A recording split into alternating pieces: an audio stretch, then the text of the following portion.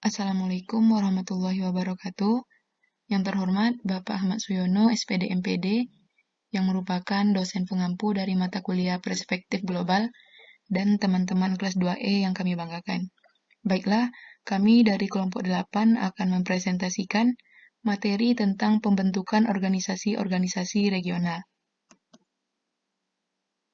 Yang pertama, itu ada pengertian dari organisasi regional.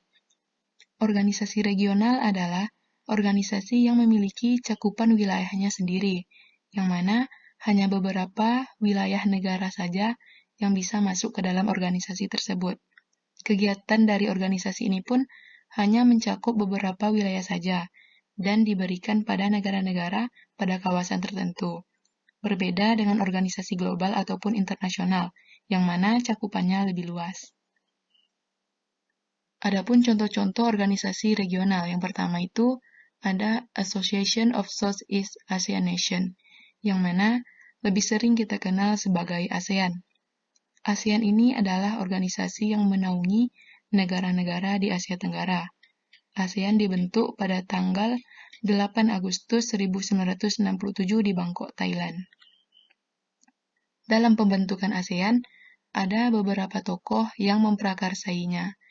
Yang pertama itu ada Adam Malik, yang merupakan Menteri Luar Negeri dari Indonesia. Yang kedua, Tun Abdul Razak, yang merupakan pejabat Perdana Menteri Malaysia. Yang ketiga, S. Rajaratnam, yang merupakan Menteri Luar Negeri Singapura. Yang keempat, ada Tanat Koman, yang merupakan Menteri Luar Negeri Thailand. Dan yang terakhir, ada Narcisco Ramos, yang merupakan Menteri Luar Negeri dari Filipina. Pembentukan ASEAN ini disebabkan oleh beberapa hal. Yang pertama itu karena adanya kesamaan kebudayaan, bahasa, adat, tata krama, dan pola kehidupan di negara Asia Tenggara. Yang kedua, adanya kesamaan nasib sebagai negara bekas jajahan negara asing, kecuali Thailand. Dan yang terakhir, kesamaan letak geografis yang strategis dalam percaturan politik dan ekonomi internasional. Contoh dari organisasi regional yang kedua itu ada AFTA.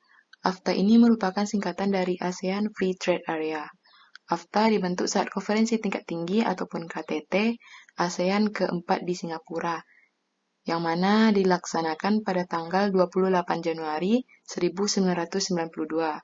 Organisasi AFTA ini merupakan kesepakatan negara-negara ASEAN untuk membentuk kawasan bebas perdagangan dalam rangka meningkatkan daya saing ekonomi kawasan regional dengan menjadikan wilayah ASEAN sebagai basis produksi dunia. AFTA memiliki beberapa tujuan antara lain. Yang pertama yaitu menjadikan kawasan ASEAN sebagai tempat produksi yang kompetitif sehingga produk ASEAN memiliki daya saing yang kuat di pasar global.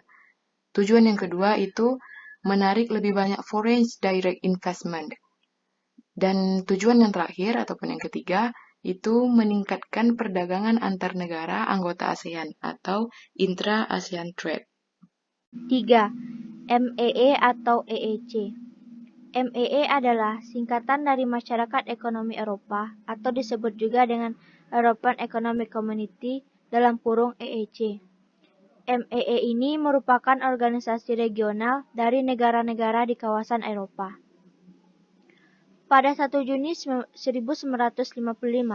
ada sebuah pertemuan di Messina, Italia, yang menunjukkan Paul Henri Spaak, Menteri Luar Negeri Belgia, sebagai ketua komite yang harus menyusun laporan tentang kemungkinan kerjasama ke semua bidang ekonomi.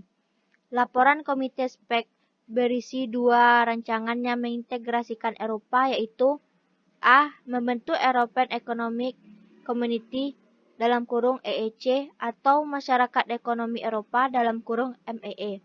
B. Membentuk European Atomic Energy Community dalam kurung Euratom atau Badan Tenaga Atom Eropa. MEE menegaskan tujuannya antara lain A. Meningkatkan kerjasama ekonomi, memperbaiki taraf hidup, dan memperluas lapangan kerja. B. Menghapuskan bea masuk dan pembatasan impor-ekspor antara negara-negara anggota. C. Memberikan bantuan dana kepada negara-negara yang masih rendah pendapatan ekonominya. D. Meningkatkan tarif yang tinggi dan membatasi secara ketat barang-barang masuk yang bukan dari negara-negara anggota. F. Meluaskan hubungan dengan negara-negara selain anggota MEE. Untuk mewujudkan tujuannya, MEE membentuk pasar bersama Eropa dalam kurung Common Market, keseragaman tarif, dan kebebasan bergerak dalam hal buruh, barang, serta modal. NAFTA. NAFTA adalah singkatan dari North American Free Trade Agreement, yang merupakan organisasi ekonomi regional di kawasan Amerika Utara.